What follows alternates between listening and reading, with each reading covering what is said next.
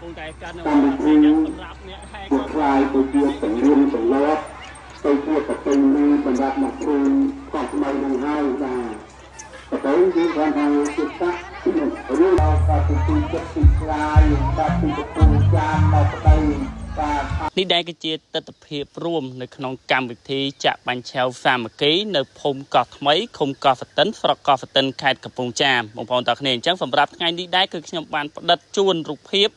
និងសកម្មភាពខ្លះៗរបស់អ៊ំពូមីងលោកយាយលោកតាដែលអញ្ជើញចូលរួមនៅក្នុងកម្មវិធីចាក់បាញ់ឆែវសាមគ្គីនៅខាងកោះថ្មីអញ្ចឹងសម្រាប់បងប្អូនទាំងអស់គ្នាអ្នកដែលគាត់ចង់ទៅលេងចង់ទៅហូបបាញ់ឆែវចង់ទៅកិនអីដូចបានឃើញអញ្ចឹងបងប្អូនអាចទៅចូលរួមបានណាបងប្អូនទាំងអស់គ្នាដោយសារតែកម្មវិធីនេះគឺធ្វើដូចជាមួយថ្ងៃពេញតែម្ដងគាត់ថាការចាក់បាញ់ឆែវនេះប្រហែលជាត្រឹមម៉ោង1ម៉ោង2ប៉ុន្តែគេមានការរំលេងសប្បាយអីនៅហ្នឹងណាបងប្អូនទាំងអស់គ្នាហើយសម្រាប់ឆ្នាំនេះដែរគឺខុសពីឆ្នាំរាល់ដងបងប្អូនទាំងគ្នាដោយសារតែការអញ្ជើញចូលរួមពីអ៊ំពូមីងលោកយាយលោកតាគឺច្រើនមែនតើខុសពីរាល់ដងបងប្អូនទាំងគ្នាបងប្អូនតែងតែឃើញខ្ញុំថតពីរាល់ឆ្នាំគឺអត់ធ្វើច្រើនយ៉ាងទេហើយឆ្នាំនេះគឺច្រើនហើយឆ្លៀតថតបង្ហាញពីខ្លួនឯងទេក៏បងប្អូនទាំងគ្នាកិនអត់ចង់វិលទេបងប្អូនអ្នកដែលអត់ចេះកិនគឺកិនអត់វិលទេហើយតម្រាំកិនវិលប៉ុណ្ណេះគឺរៀងពិបាកដែរបងប្អូនទាំងគ្នាហើយបងប្អូនទាំងគ្នាសម្រាប់ការចាក់បាញ់ឆែវឆ្នាំនេះគឺមានចំនួន100ផ្ទះជាងបងប្អូនទាំងគ្នា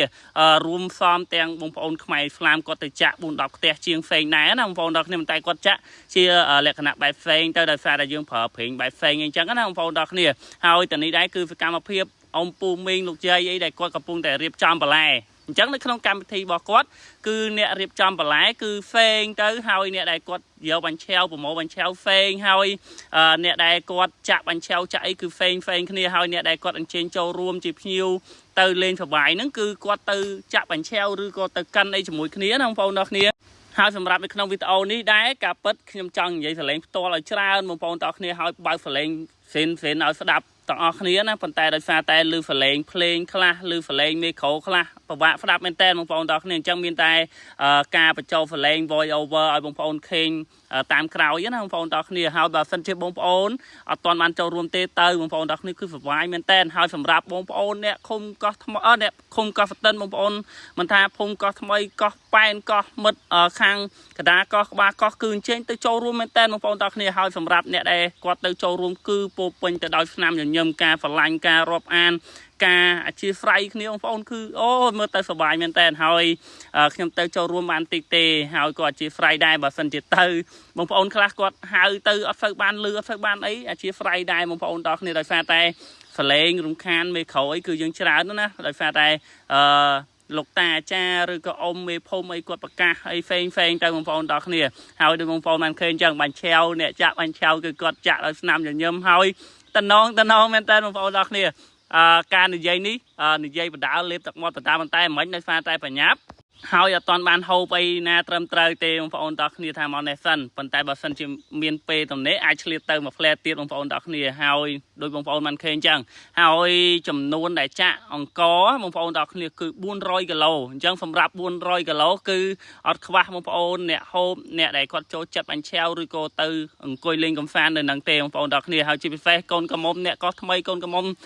តាមបណ្ដាភូមិផ្សេងគាត់ទៅចូលរួមមកស្អាតណាស់បងប្អូនទាំងគ្នាហើយអ៊ំពូមីងលោកយាយលោកតាញញឹមស្អាតមែនតើបងប្អូនទាំងគ្នាអញ្ចឹងដូចបានបញ្ជាក់ដែរចង់ទៅលេងសប្បាយទៅក្នុងម៉ោងនេះត្រូវហើយបងប្អូនទាំងគ្នាវីដេអូខ្ញុំប្រហែលជាអាប់ឡូតក្រោយអ្វីដែលខ្ញុំនិយាយបន្តិចណាតែនៅក្នុងថ្ងៃហ្នឹងចន្លោះម៉ោង11 12អីបងប្អូនទៅគឺមានការដែលចាក់បាញ់ឆែវការរៀបចំគឺច្រើនមែនតើហើយយើងមើលនេះ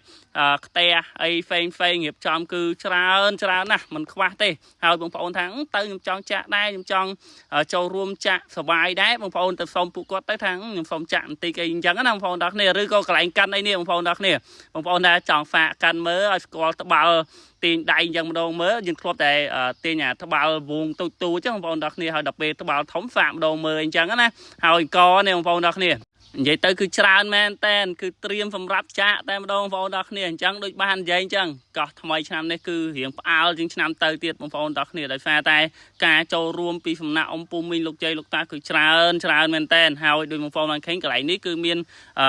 ការរៀបចំកន្លែងបងប្អូនដែលបន្ទាប់ពីភាសាអាហារ បាញ់ឆាវហើយយើងរំលេងសប្បាយជុំគ្នាអញ្ចឹងណាហើយពេលដែលខ្ញុំចេញមានអ្នកដែលទៅនឹងទៅមានអ្នកដែលមកវិញអីចឹងគឺនិយាយទៅមកគឺច្រើនមែនតើហើយនឹងមានការអញ្ជើញចូលរួមពីចៅហ្វាយខេត្តកំពង់ចាមរបស់យើងដែរប៉ុន្តែដោយសារតែមិញនេះខ្ញុំមកមុនអត់ទាន់បានឃើញការអញ្ជើញចូលរួមរបស់គាត់ទេបងប្អូនទាំងគ្នាហើយកន្លែងនេះគឺមានបងប្អូនខ្មែរស្លាមគាត់ត្រៀមផ្ទះផ្សេងសម្រាប់ពួកគាត់ចាក់ណាដោយសារតែការដែលហូបគាត់ទៅយើងប្រើប្រេងខុសគ្នាអញ្ចឹងទៅបងប្អូនទាំងគ្នាអញ្ចឹងកន្លែងជនីនេះគឺអូច្រើនមែនតើហើយអ្នកទៅថតក៏ច្រើនអញ្ចឹងមិនថាពេកខ្ញុំពេកបងប្អូនផ្សេងទេបងប្អូនត្រៀមមើលទៅអត់ខ្វះទេហើយសម្រាប់រូបភាពសម្រាប់អ្នកដែលគាត់មានកាមេរ៉ាគាត់ប្រមាញ់រូបភាពអីគឺច្រើននៅក្នុងនឹងតែម្ដងបងប្អូនទាំងគ្នាហើយសូមបន្ថែមតិចណាបងប្អូនទាំងគ្នាដូចអំពាវនាវតែទេដោយសារតែខ្ញុំពេកថ្មីអញ្ចឹងបើសិនជាបងប្អូនទាំងគ្នាក្តាំងឆ្លាញ់ចូលចិត្តជួយ follow ខ្ញុំបាទមួយផងបងប្អូនទាំងគ្នាអត់ចង់បានអីទេចង់បានតែបងប្អូន follow បងប្អូនឆ្លាញ់ចូលចិត្តទៅណាមកណាបងប្អូនហៅនិយាយលេងជាមួយនេះគឺសុវ័យហើយបងប្អូនទាំងគ្នាការរាប់អានពីបងប្អូនទាំងគ្នាគឺក្តីសោកហើយសម្រាប់ខ្ញុំធ្វើមិនសូវថាយើងមិនរកលុយរកអីទេដោយសារតែខ្ញុំធ្វើកាត់ចេញពីការឆ្លាញ់យើងចូលចិត្តហើយយើងលើកស្ទួយកន្លែងស្រុកភូមិឬក៏បង្ហាញពីទស្សនវិជ្ជាស្រុកភូមិឲ្យបងប្អូនដែលគាត់ឆ្ងាយគាត់ខានមកជាយូរគាត់បានឃើញអីអញ្ចឹងណាបងប្អូនទាំងគ្នាអញ្ចឹងសង្ឃឹមថាបងប្អូនទាំងគ្នានៅតែឆ្លាញ់ចូលចិត្តនៅតែគ្រប់គ្រងនៅអ្វីដែលខ្ញុំលក់ហើយនឹង